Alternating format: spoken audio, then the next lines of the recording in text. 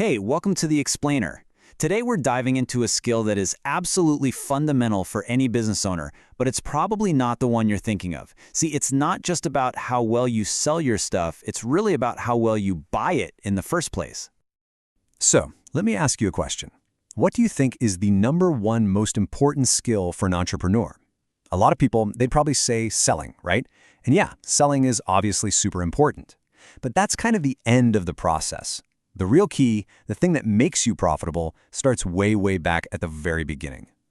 And here it is. This one sentence is the whole idea behind today's explainer. How well you sell depends on how well you buy. It doesn't matter if you're making products from scratch, providing a service, or just reselling goods. Your ability to buy strategically, well, that's the secret sauce that really determines whether or not you're going to be successful. Okay, so let's get into it. To really get a handle on your buying, we're going to use this simple but honestly super powerful framework. Think of this as your North Star for every single purchase you make. We call it the 4 rights of buying. First up, the right quality. Now, this doesn't mean you have to buy the fanciest, most expensive thing out there. Not at all. It's about finding the perfect match. You need to buy stuff that's good enough for your business to use, for sure. But, and this is key, it also has to meet the expectations of the people who are actually paying you, your customers. Number 2 is the right quantity. And what's so tricky here is the balance. It's a real tightrope walk. If you buy way too much, you've just got cash tied up in inventory that's sitting on a shelf, and you're risking it going bad or out of style. But if you buy too little, you could run out of stock and lose out on sales. It's tough.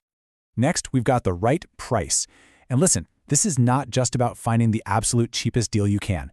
The right price is a sweet spot. It's a price you can afford, one that lets you sell the final product at a price your customers will pay, and it leaves enough room in the middle for you to actually make a profit so your business can stick around and grow. And finally, number 4, the right time. This one is all about thinking ahead. You know, buying a bunch of winter coats in the middle of summer, your cash is just locked up for months. But if you wait too long to order them, you miss the first cold snap and all those sales. Timing, honestly, is everything.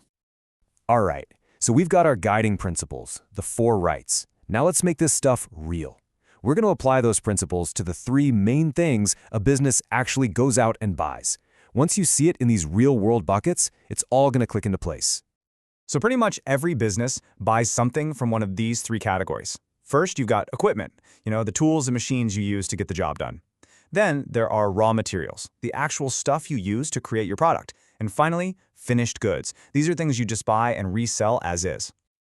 And this slide just lays out the difference so clearly, right? For most businesses that sell a physical product, it comes down to this. Are you a creator, buying raw materials like wood and varnish to build something new? Or are you a retailer, buying finished goods like pots and pans to sell straight to your customer? Your whole buying strategy changes depending on which one you are. Okay, let's talk about the big one for a second. Equipment. These purchases are usually the most expensive, and they're things you're going to have for a long time. So the question is, how do you really know when it's the right time to pull the trigger on a new machine, or a new company van, or even just new computers for the office? Before you even think about dropping serious cash on a piece of equipment, you've got to ask yourself some tough questions. Really grill yourself. It's not just about the price tag. Can you actually afford the cash flow hit right now? Is your old machine breaking down so much that it's costing you more in repairs and downtime? Maybe you could get a secondhand one that does the job just as well. And here's the million-dollar question. If you run the numbers, will this new machine make you enough extra profit to actually pay for itself?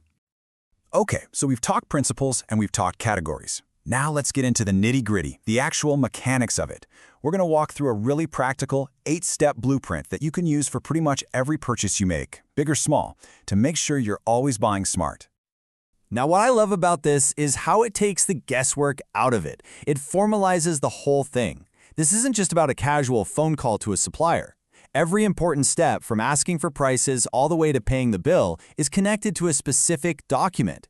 This creates a professional paper trail, which is so important. It protects you and it protects your supplier. It's just smart business. Let's zero in on one of the most important documents here, the quotation. So after you ask a few suppliers for info, this is what they send back. It's their formal written offer. And here's the deal. Getting quotations in writing is completely non-negotiable. It lets you compare your options properly, apples to apples. And, maybe even more importantly, it prevents any he said, she said arguments later on about the price or when you have to pay. All right, this is huge. When that delivery truck pulls up, the #1 most important rule is this: do not sign anything until you have checked everything. The driver's going to hand you a delivery note. Before you even think about signing it, you need to physically check, did I get the right stuff? Is the quantity correct? Is anything broken or damaged?